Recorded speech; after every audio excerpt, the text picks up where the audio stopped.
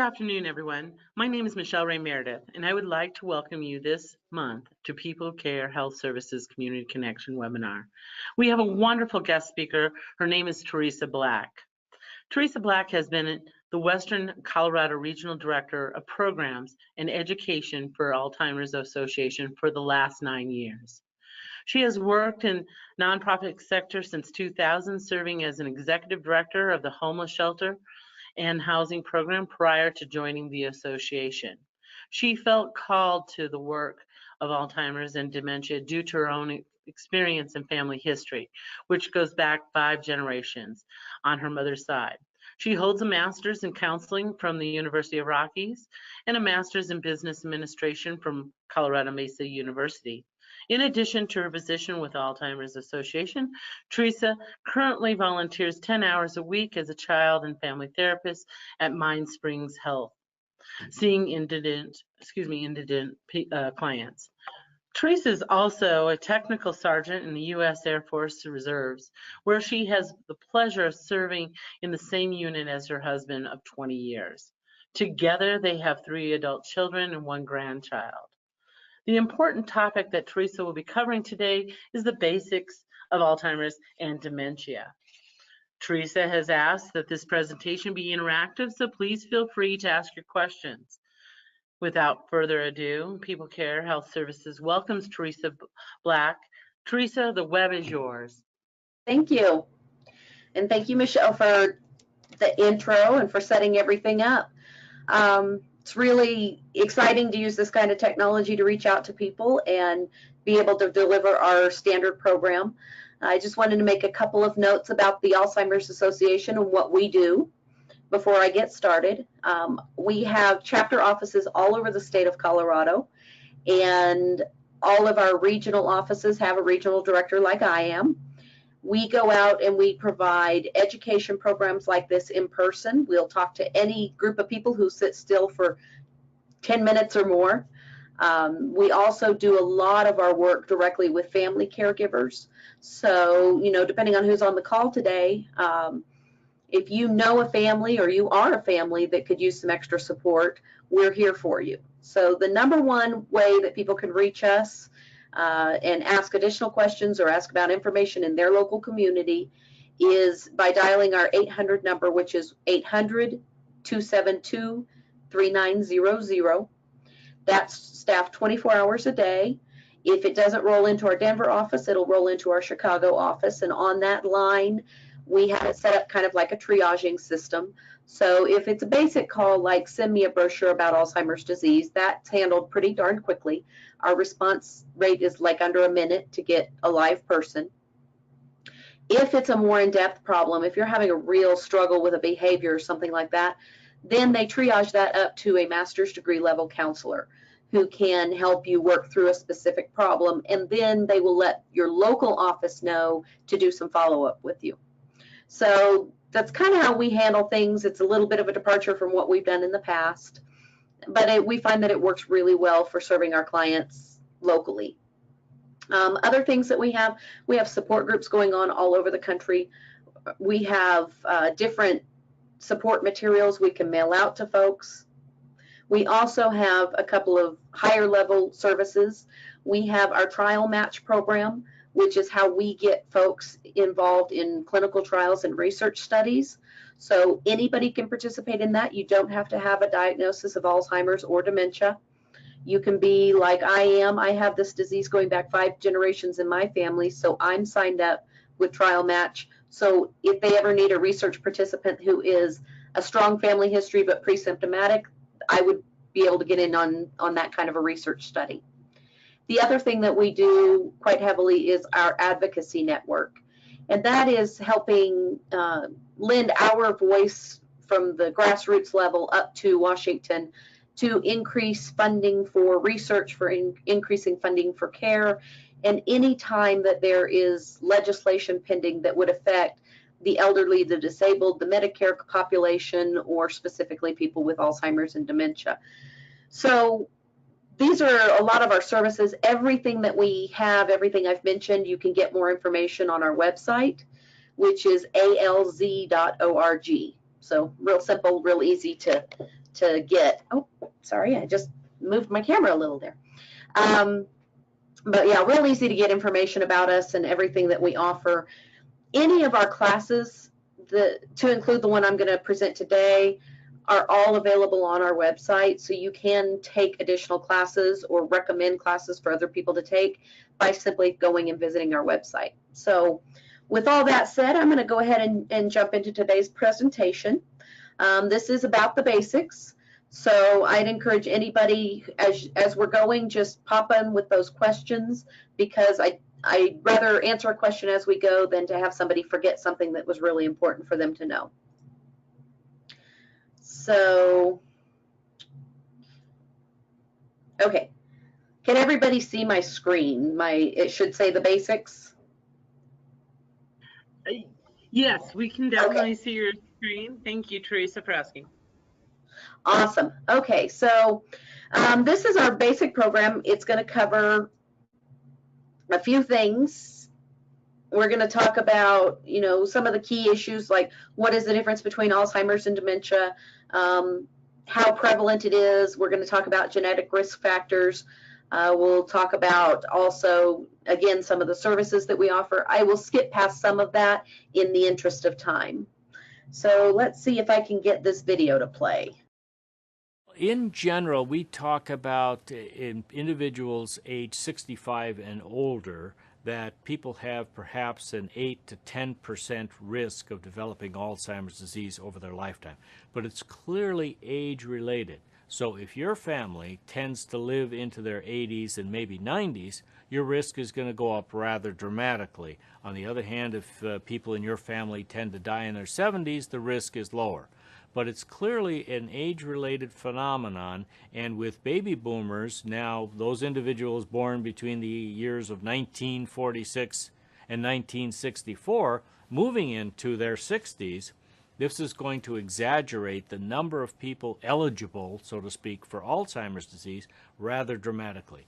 Some people have indicated that if we do not do something for Alzheimer's disease, meaning delay the onset, slow the progression. Ideally, we'd like to cure the disease, but even if we have these modulating effects on Alzheimer's disease, it as a single entity will bankrupt the healthcare system as we know it, because there are so many people in that age who will need services, will need extra care, that this will bankrupt the system. Okay, and so that's not very happy news, but this is where a lot of our services are concentrated. We're doing a lot of when we work with families, we're doing a lot of referral services. So part of that bankrupting the system that he talks about is that right now, or for the last several decades, our answer to late stage care has been put the person in a nursing home. And we all know nursing homes are extremely expensive and most people cannot afford it.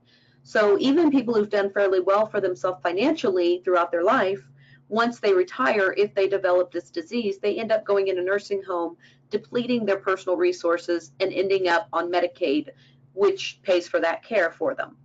One of the biggest things that we do in the association is try to keep the person at home longer, which is where People Care and agencies like you guys come in, is we want to be able to refer people and get that home care approved for them so that they can be at home receiving their care and not depleting all of their resources.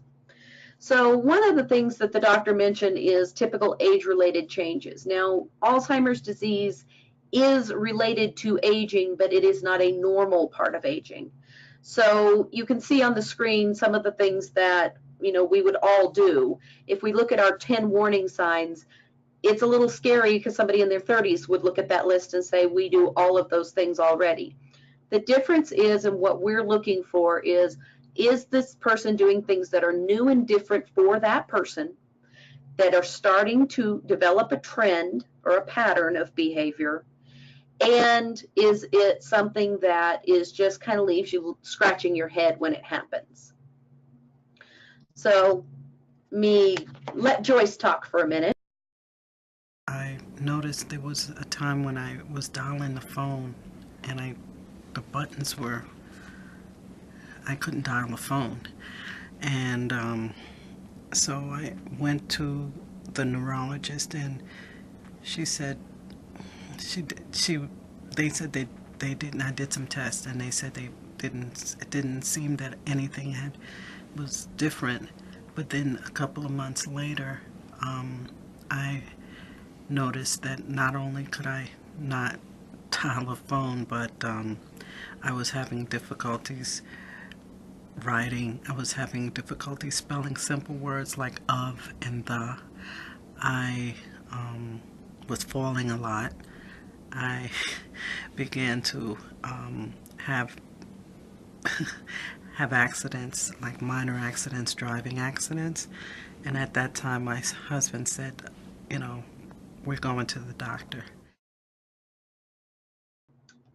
So these are our problematic changes. These are the things that would be, again, this is basically our 10 warning signs. And if you look at this list, probably every one of us does one of these things at a time. So when I go through this list, I look at when is it actually an Alzheimer's related memory loss versus when is it a normal memory loss.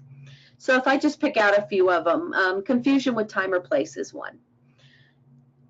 All of us at some point have lost track of time or lost track of what day it is, but pretty quickly we are able to reorient ourselves.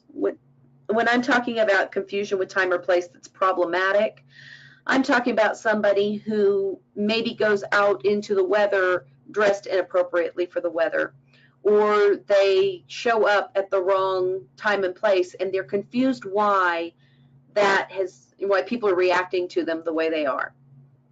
So they show up, 3 hours late for an appointment, and they're angry with the people because they don't understand why the doctor won't see them. And you can't reason with them, and you can't use logic. If you look at number 7, misplacing things, the key there is that inability to retrace your steps. When we look at people who misplace things, like who hasn't set their keys down and walked away from them and been confused when they go to get their keys, and they're not in the pocket or the purse or wherever they normally would set their keys. What I'm looking for there to say, is this a normal memory loss or is this an abnormal memory loss, is how does the person react to the keys being missing? Do they know to go back and look everywhere that they normally would put their keys?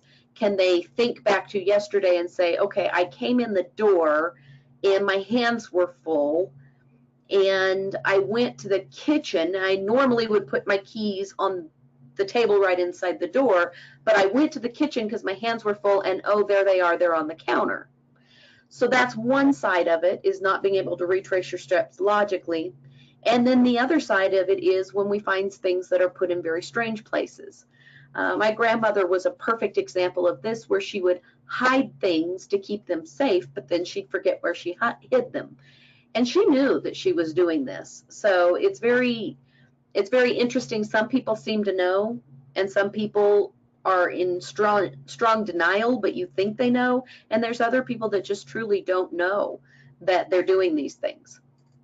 What they're doing in their mind makes perfect sense to them at time. Where we get really concerns is when we get down around the 8, 9, and 10. This is when we start to have really strong signs of actual dementia symptoms. Everything before this can kind of be played off by the person. The more intelligent the person is, the easier it is for them to play off these little signs. But when we get down into 8, 9, and 10, we're starting to see people actually affected by the disease. They are, for instance, with 8, we look at people with decreased judgment. Their judgment and reasoning skills are not what they once were. And so they may make decisions that are inadvisable, or they may make decisions that are downright dangerous.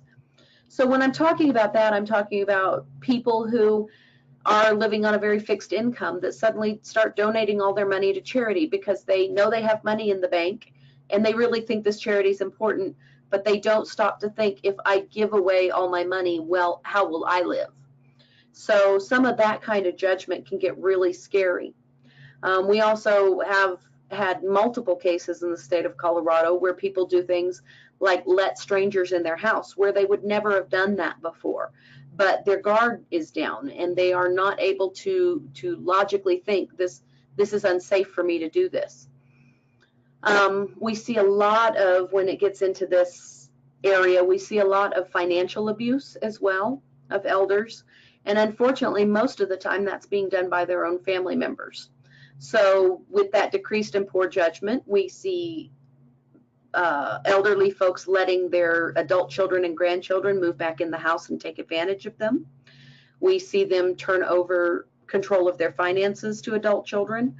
We see, you know, when they become very homebound, when they start to withdraw from work and social activities, the frustration level between caregiver and the person living with dementia becomes very high, and that opens up to physical abuse and neglect cases.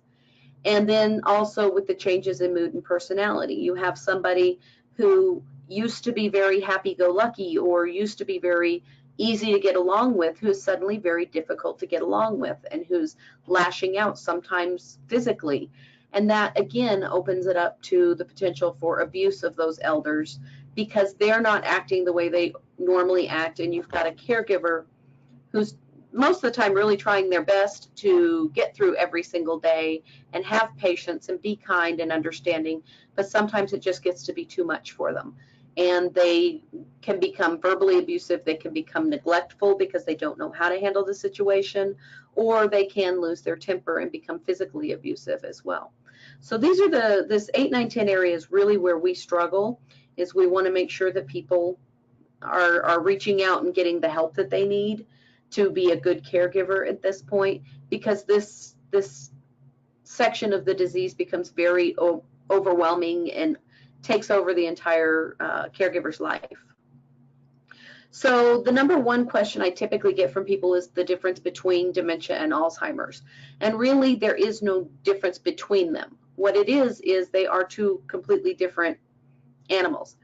Dementia is a set of symptoms. So when I talk about dementia, I like to say dementia symptoms, because a number of different diseases can cause dementia symptoms. Alzheimer's just happens to be the one that makes up 70% of those cases. So Alzheimer's disease, when it begins in the brain, starts to affect memory typically first, and then people start to have problems with their language and their thought processes. And then as it advances, it becomes a problem with behaviors and mood and personality and being able to predict outcomes and all of those things. But again, Alzheimer's is a disease, a brain disease that causes dementia symptoms. There are other ones that I'll talk about in a minute that cause those dementia symptoms as well. Our reversible, they say diseases, but reversible conditions that can cause dementia symptoms include things like dehydration. Can be a very simple one that you can see in all age ranges. Infections are another one. And in fact, infections, especially when coupled with another dementia-causing diseases, can cause very extreme symptoms such as hallucinations and violence and anger outbursts. So anytime that you have somebody who already has dementia symptoms showing, we want to really watch out for infections, especially urinary tract infections, because UTIs can really amplify the symptoms that somebody is experiencing. Then we also have down at the bottom there, we have alcohol, drugs, and medication interactions. Again, these are things that can be short-term reversible if we catch it early enough. But if somebody is a lifelong alcoholic or an extreme drug abuser, we can see permanent damage done to the brain, and that can result in dementia symptoms that we just can't get rid of. So I mentioned earlier, our Alzheimer's is 70% of our cases. When we look at the pie chart, vascular dementia comes in at the next 17%. So that is people who have experienced strokes, TIAs, aneurysms, anything that has involved the vascular system and done permanent damage to the brain. Now, often we'll have people that will experience that and they go on to recover somewhat. But as that brain begins to age, the area of brain that was affected during the original event can become where the dementia symptoms start to show again. So for instance, where normal Alzheimer's progression starts out in short-term memory centers, if the person who had a vascular event and it affected their logic and reasoning skills, but they got somewhat better, I would expect to see a return of problems in that area first. We also can have problems with things like controlling emotions and things like that that come back up later. Of the other forms of dementia, including the reversible forms of dementia, that makes up that other 13% of our pie chart. So frontotemporal, dementia with Lewy bodies, mixed dementias, which is more than one disease process going on at the same time, and all of those other really rare forms of dementia or causes of dementia, those make up that 13%. So they are pretty rare.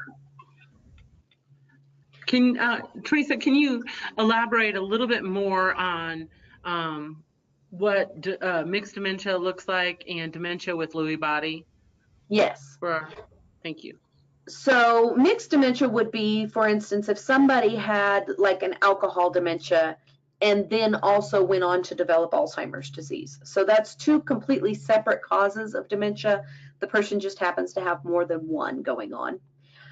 Dementia with Lewy bodies is kind of one of our scarier ones. For anybody who's familiar, Robin Williams suffered from dementia with Lewy bodies. He didn't know it at the time. Nobody knew it until about, they released the information about 9 months after his suicide. But he began to experience the memory loss and the confusion and things like that toward the end of his life. And it was stuff that was observed by his wife. It went on to, he was starting to hallucinate. He was hearing voices, or thought he was hearing voices. And so he thought he was going, to use a crude term, he thought he was going textbook crazy. And they suspect that that is the reason that he took his own life, because he didn't know what was going on with him. Dementia with Lewy bodies can cause some very specific symptoms that we typically do not see in Alzheimer's disease, or we don't see the same progression. And that is usually how they diagnose any of these, is they start with the things that can be ruled out quickly. Things like medication, alcohol, drug interactions, malnutrition, dehydration. They rule those things out. Then they look at things like, have you ever had a stroke, a TIA, an aneurysm? They can rule out vascular dementia at that point. From there, they're looking at behaviors, and they're saying, okay, what kind of symptoms are you experiencing right now? So if they're already starting to see the hallmarks of dementia with Lewy body or frontotemporal, they can rule those in or out. And if nothing else fits and the progression fits the typical Alzheimer's progression, they'll typically say this is probably Alzheimer's disease. We do have an FDA-approved test for Alzheimer's disease right now, but unfortunately, it's a very expensive test. It involves injecting a dye into the fluid that surrounds the brain and then picking up that dye on a PET scan. But unfortunately, it's about a $3,000 procedure, and most insurances, Medicare, Medicaid, do not cover it because it does not change how we would treat the disease itself. And I'll get more into treatment in a little bit. Just briefly on the last one on the slide, frontotemporal dementia. That one is very distinct and usually pretty easy to pick out. And oddly enough, they used to call it Pick's disease. But it has some very specific behavioral components to it that center around the loss of the abilities, the executive functioning abilities in the frontotemporal lobe. And that tends to be the first thing we see, not the memory loss. So what we would see in a case of somebody with FTD is that they might start acting very impulsively. They might start doing things that they know exactly what they're doing, but they can't explain why they're doing it. Probably the best example I have of that from personal experience with a client was a gentleman who, his family walked in and he was sitting at a counter eating pieces of dog food. And they asked him what he was doing. And he said, I'm eating dog food. But he couldn't say why he was eating it. He just felt compelled to do it and couldn't stop himself. And that's kind of what we see in FTD cases, is we see that when the thought enters the mind, they're just unable to stop it. They have to do whatever it is. This is where I've seen recently, there was a really good article on FTD in AARP magazine, and the gentleman was just gambling away all of the finances, and he could not stop himself from doing it, and it was new for him. He hadn't always had a gambling problem or always done these things, and it got so bad that the wife ended up divorcing him.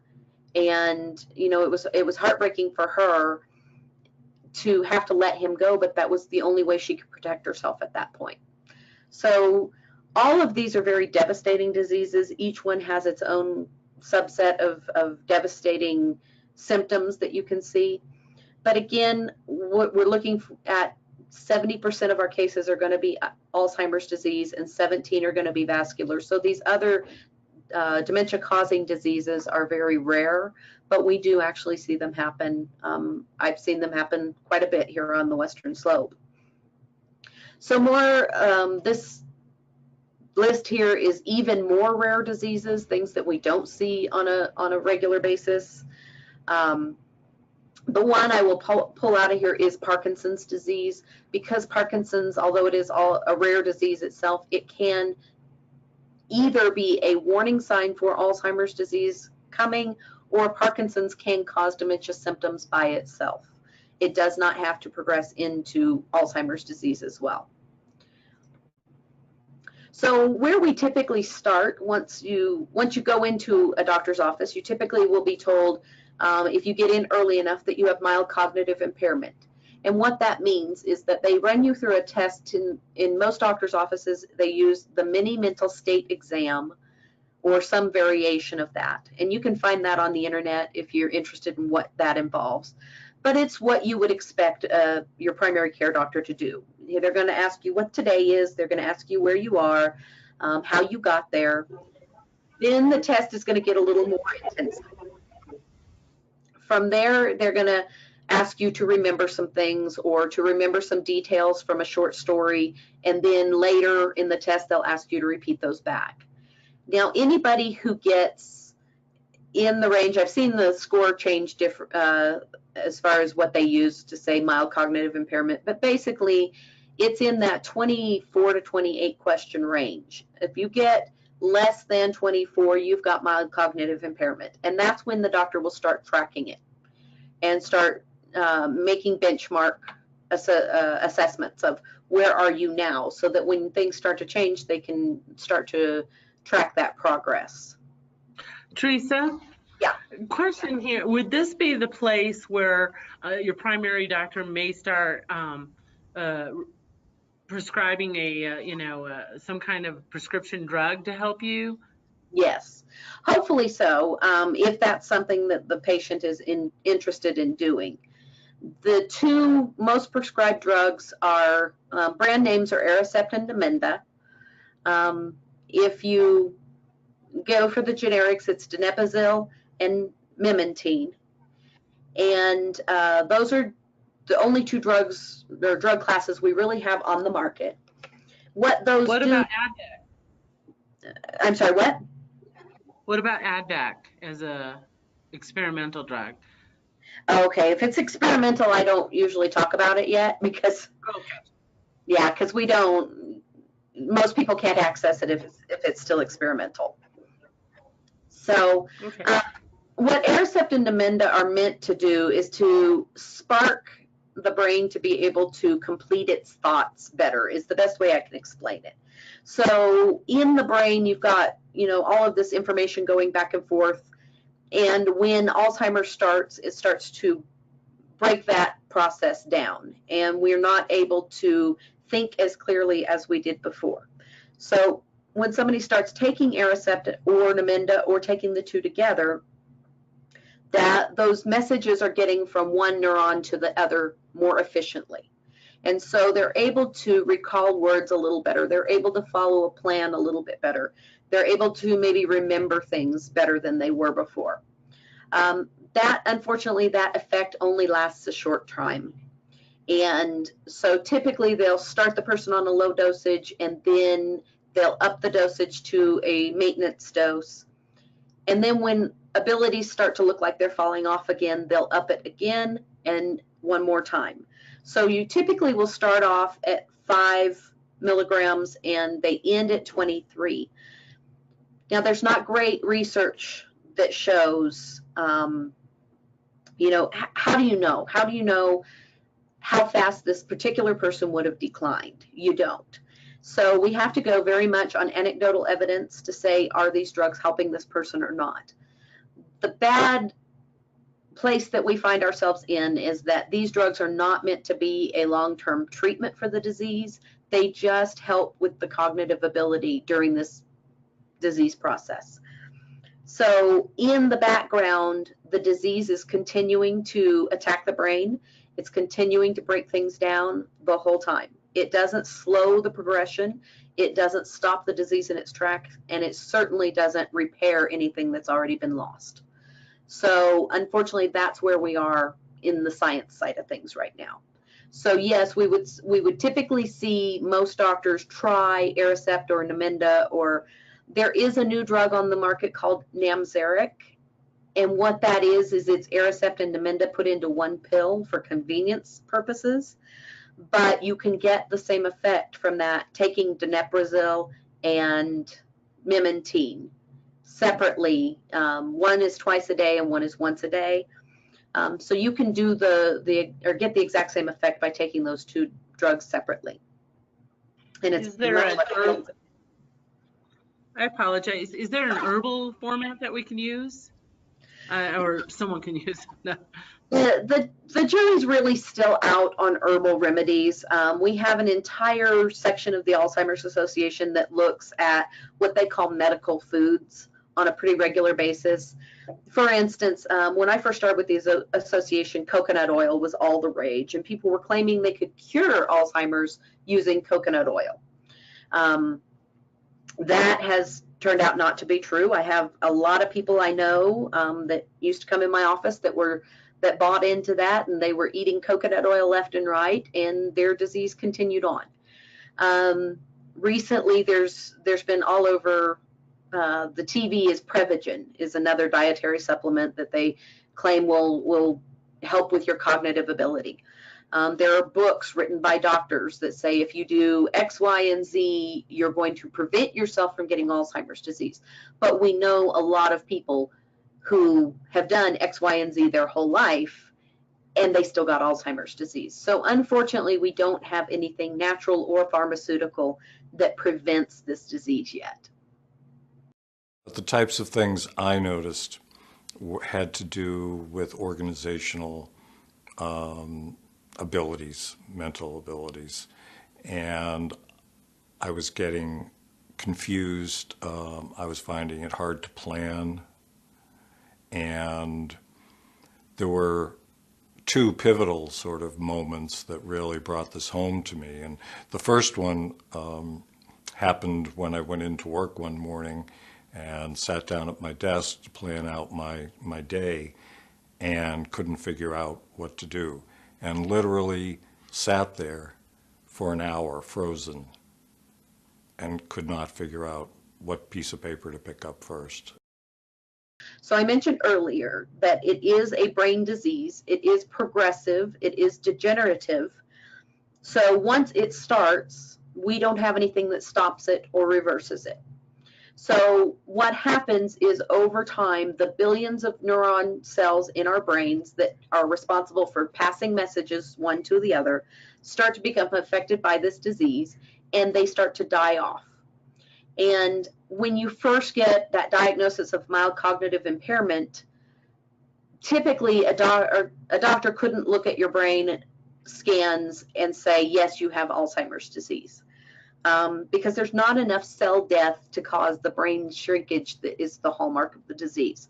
However, if they suspect it's Alzheimer's disease, they'll typically do that benchmark brain scan, and then they follow up with you. And over time, we do see the brain actually begin to shrink. And we see it happen in a very specific progression.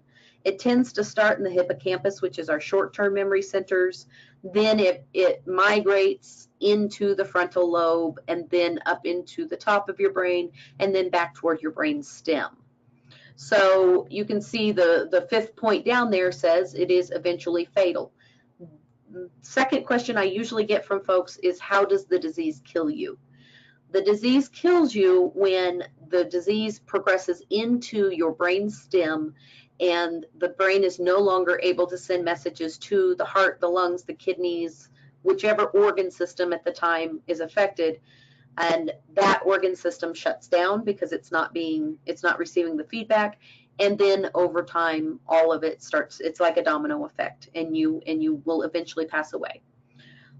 Unfortunately, what we tend to see though is that people don't typically make it that far in the disease and die from Alzheimer's disease specifically. What I usually see is I see people that develop a pneumonia, they have a slip and fall, they have a cardiac event, they have a diabetic event. Something else typically will happen with folks that I see that causes their death before the Alzheimer's has a chance to run its full course.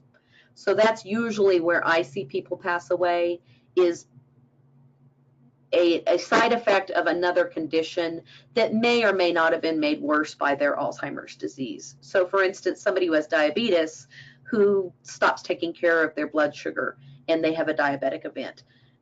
Had they never developed Alzheimer's disease, maybe they would have lived longer with their other condition, but they're not taking care of it the way they used to. We see that a lot also with slips and falls and broken hips, where the person forgets that they can't just get up and walk across a room. My grandmother was very much this way. She would leave her cane and walk away from it, and then later, as she progressed, she would leave her walker or stand up and walk away from her walker because she forgot she needed that assistive aid to walk. And so she was prone to falls, and that's, in a way, the Alzheimer's disease is causing those falls, even though it's more of a balance issue. So if we look at this slide, this shows us our neurons. The little hair-like fibers coming off of each one of those neurons, those are our synapse connections. And so you can see the neurons that are lit up, like the one on the top right part, that's the neuron sparking, and it's going to want to send a message. And then that message is going to travel down one of those synapses, and it's going to be picked up by the synapse of the neuron next to it. And that's the way that our brain communicates billions of times a minute. We've got all of this spark going on. And this is everything from telling our lungs to breathe to telling us, how to drive a car and answering a question. All of this is going on all over the brain all the time. So what we see in Alzheimer's disease is in that blank space between these neurons, we see a buildup of a protein called amyloid beta. And it is a sticky protein. It's a sticky substance. All of us have it. We produce it and clear it about every 6 to 8 minutes. I'm sorry, 6 to 8 hours. And it's a normal occurrence. So our research is not 100% sure whether an Alzheimer's brain stops clearing the amyloid beta out fast enough, or whether something kicks in and makes us overproduce it. But the end result is we have too much of it in our brain. And because it is sticky, it tends to float around and stick to itself until we get these clumps that are called plaques. The plaques will float around until they attach to a synapse. When that neuron recognizes that there's something not right with that synapse, it will let it go ahead and break off because the neuron is trying to save itself. So it'll let that one break off because it's, as you can see in that picture, it's got several of them to choose from. So it'll let one break off. Well, that clump with that synapse attached to it will go ahead and float around till it finds another, and another, and another, and another. And this is how we end up with this major cell destruction. When we get to a point that that neuron can no longer communicate with the other ones around it, it will go ahead and the body just lets it go ahead and die off. And that's how we get that cell death. And on a major scale, this is happening all over the brain once we get that going on. Now, what I don't have a good picture for is inside the neuron, there's another protein called tau. And tau is part of our essential part of that neuron cell. And the tau is typically lined up and attached to the cell walls like a normal ladder-like formation. What we know also happens in Alzheimer's disease is that tau becomes to detach from the cell walls, and those rungs on that ladder start to tangle up on themselves. So when I first started with the association 9 years ago, we were all about amyloid beta. We needed to figure out how to get it out of the brain or how to stop producing it so that it would stop destroying the cells. Now some of that research has switched to tau, thinking that maybe the dysfunction with tau is what's actually causing the start of the disease itself. So we've got scientists working on this question from both angles, and they're really working hard to figure out what is the catalyst that starts the very first sign of Alzheimer's disease, and can we do something to interrupt that process? So that's kind of where we are on how the brain works. I mentioned earlier, this is my lovely brain. I mentioned earlier that kind of the progression, when you look at it, if you could stick your finger directly into the center of the brain, you would be touching that hippocampus. It occurs in 2 lobes on both sides of the brain, and that is our short-term memory center. So that's going to be the place where we store and sort information. So that's where, you know, we take in everything around us, and our brain decides, do I want to store this for later, or is it non-essential and I can just deal with it and get rid of it? That's all happening in that hippocampus. When we start to see the destruction move forward, it's going to move into where you're seeing the words memory, language, and hearing, and then that judgment and reasoning piece. So when we get into that area, that's when we see people start to change their mood and personality. They're not as careful with their words as they used to be. They're not showing up on time for their events. They're not necessarily paying their bills on time, because that ability to predict the outcome of their behavior is not as good as it used to be. Next, it's going to move up. I apologize, my phone is ringing. Next, it's going to move up into the area where it says language, sense of temperature, touch, and pain. When it gets into this area of the brain, it's actually starting to affect the physical body. It's not that we can't feel, it's that we don't know how to interpret what we feel. It's not that we can't see, it's that we can't interpret what we're seeing. So this is when we start to get people who are saying and doing things that don't make sense to us. They're saying that they're cold all the time when they're not. There's no reason that they would be cold. They're afraid of water because they're afraid of the temperature change. So some of those things start to happen in that area. When it moves to the back of the brain, that's where it says vision. That's when it starts to actually affect the function of the different organs. So we would see people start to have real problems with their vision, problems with swallowing, problems with coordination. They might start falling a lot when it's in that area of the brain. And then when it moves down to where it says basic functions, that's where I spoke about earlier, where it gets down into that brainstem area, and eventually the body just ceases to function. So moving on, this is a good cutout section to show how much a brain can actually shrink. That big dark spot on the right-hand side, you know, that's a pretty large amount of cell death that's gone on there. The circle, that's where we would see that hippocampus typically. If you look at how it looks on the other side of the slide, we've got a nice plump hippocampus, and now on the other side we've got something that looks like it's shriveled up. So it's very disheartening to see how much a brain can be affected. Ooh, I just zipped right past that. Bill had been a graduate student for an advanced degree, and he found himself having difficulty defending his thesis, the last thing that he needed to do. Then he started making mistakes at work. We both somehow knew before he was diagnosed that something was very wrong. At first, we hoped it was something that they could either operate or cut out or burn out or something, or maybe he was depressed. Maybe he just needed a nice weekend and it would be fine. And then we realized maybe something's really very wrong. And it was. We went through several doctors, several unsuccessful attempts at getting some sort of diagnosis. Each time they would test Bill, he would ace their tests. If they wanted him to count backwards by 3, he could count backwards by 3.25. His problems were very, very subtle. And when we finally realized he was laid off from work, and I'm sure that was part of the reason why he was laid off from work. But during the election, when we elected a brand new president, although Bill wasn't working, he wanted to be active. So he volunteered to work at the polls. And he was an officer of the election.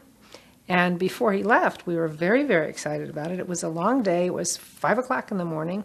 And we knew no matter what happened, it was going to be a historical event. So we were very, very excited. We would either have a female vice president or an African-American president. One of the two, and it was going to be huge. So we were excited about it. He went off, worked at the polls, came home and told me, and we were very animated, talked about the people all the way around the block waiting to vote. And we were so excited, we stayed up and watched the acceptance speeches, and we found out who won. And we thought that was just amazing, and it was history. So the next morning, he got up, and Bill said, I got to get the paper. I said, why? And he said, I got to see who won. And we both realized, uh-oh, he lost the whole day before because it was such a long day. And that was when I realized how serious it really was.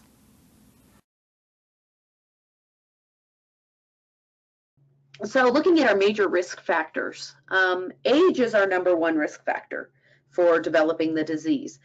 Not that age causes the disease, but we do know that like any other organ, our brain starts to break down as we age.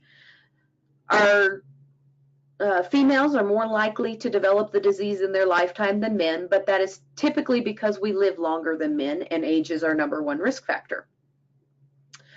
We see a high amount of people with Down syndrome. There's a very high correlation there, and it tends to happen much younger because the life expectancy of someone with Down syndrome is typically shorter.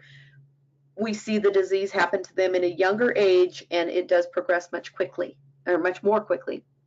Other risk groups that we have are African Americans and Hispanic Americans. They tend to develop the disease more often than Caucasians do. But this is something that we see all over the world, so it's not an American disease. It's not even necessarily a lifestyle disease. A lot of speculation goes on as to what causes this disease, and we've heard everything from sugar to aluminum in our system to environmental pollutants. But what we know is that this disease happens everywhere in the world. So in places where they don't use aluminum, they still have Alzheimer's disease. In places where they don't eat sugar like we do, they still have Alzheimer's disease. So the school of thought is that there is probably a combination of factors that are both environmental factors and genetic factors that play off of each other. So I may have a genetic predisposition to Alzheimer's disease because of my family, but if I live in a different area or I have different habits than my mother, my grandmother, my great-grandmother, and great-great-grandmother, I might not develop the disease because we don't know what actually triggers it in somebody who has that family history. So that, our #1 recommendation for people, the things that we know delay the onset the longest or appear to delay the onset the longest are to eat according to the Heart Healthy Diet, which is low sugar, low salt, low saturated fat, low cholesterol. And to eat a lot of raw foods, not to eat the processed foods, to eat fresh green leafy vegetables. The more color in your plant life in your diet, the better. We know that those things help tremendously. We also know that exercise helps tremendously. So our recommendation is that people are out exercising 3 times a week, 30-minute sessions, enough intensity to make that person break a sweat. That's enough exercise to get the benefits that we found through our research studies or research studies we reviewed that it delays the onset of the disease. And for people who already have the disease, we have found that incorporating these as lifestyle changes can improve somebody's progression through the disease. So they don't, oh, sorry, that's my timer. They don't develop the symptoms as quickly. Their progression isn't as fast, and they are able to live more useful years with the disease when they change their diet and exercise. And in fact, the third wheel on that is social interaction. When we keep our brain exercised, that also helps to delay the onset of the disease. So we encourage people to be lifelong learners, to be curious, to get out and take additional classes, to get out and be with people, to continue to go to church, continue to attend their clubs, be around their family. Anything that requires that person to do strategic thinking and really interact with other people really helps with their daily cognitive ability. So those are our best recommendations, is diet, exercise, and social activity. And those are things we want people to do even after they've been diagnosed with the disease. Down here at the bottom, it talks about having two categories of genes. We have deterministic genes and we have risk factor genes. A deterministic gene, we would see that at play in anybody who develops the disease younger than the age of 65. That is considered to be young onset cases. In our young onset cases, we know that gene, and we can actually test for that gene in their children to make sure that the children either carry or do not carry that gene. If they carry it, it is virtually assured they will also develop Alzheimer's disease at a young, what we would consider to be a working age. So knowing that, they would probably make different choices in their life, professionally, financially, family planning, things like that. So it would be really important for people to know that they can go get tested for that gene if their parent exhibited symptoms before the age of 65. For normal age onset of 65 and older, there are a number of risk factor genes, but each one of those carries a different percentage risk. So for instance, you can have one gene that is a 5% risk and another that is a 7% risk. You could have 7 or 8 of those risk factor genes and still be under 50% chance of ever developing the disease. So that isn't something we typically do genetic testing for unless it's part of a research study. We wouldn't tell people to go, rush out and get a genetic test done to see if they carry those risk factor genes, because it's not going to change anything. The only thing we would do is tell them to mind your diet, your exercise, and your social activity. And that's kind of where I was going next. This slide here is caregivers, whether you're a family caregiver or a professional caregiver. The number one thing that we need from caregivers is for them to keep a list, keep a log of what they're seeing, how often it's happening, how it's different for that person. Because if forgetting names or something like that, I might do that on a regular basis, but my neighbor might not ever have that problem. So it's important to know what was the person's normal and what is their new normal. So keeping that kind of a list, being brave enough to talk to the person about it. And this is really the hard part.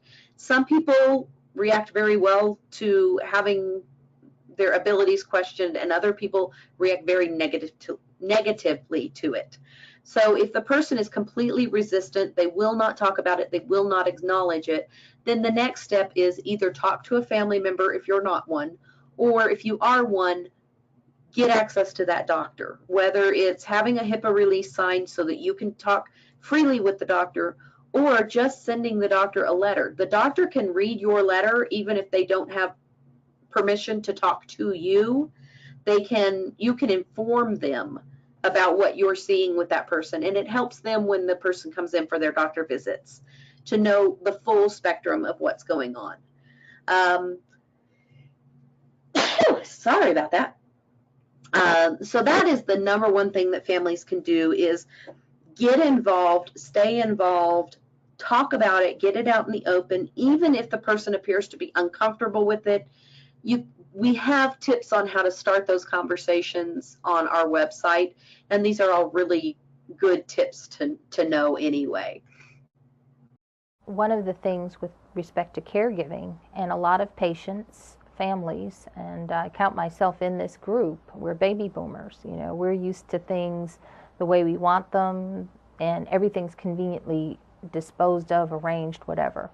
But it's not so easy to try to take care of your aging parent who lives 5 states away. And one of the things that most of us have not dealt with is who's going to take care of mommy, who's going to take care of daddy, how am I going to manage her business affairs, who makes decisions for what she wants to do for her health care. I don't think that those are decisions and discussions that most families have early enough. We have them in crisis, but we don't do them early so that we know what the game plan is. And if there's anything that I think that all of us should do is have a discussion with our parents, both of them, one of them, whichever one is available, early enough on to say, how do you want things to go if this happens to you? Thank you very much. At this time, we would like to thank our audience as well as Teresa Black for joining us today on People Care Health Services Community Connections. Community Connections airs every second Wednesday of the month at 1 p.m. So mark your calendars. Until next month, let your day serve you well. Thank you. Thank you.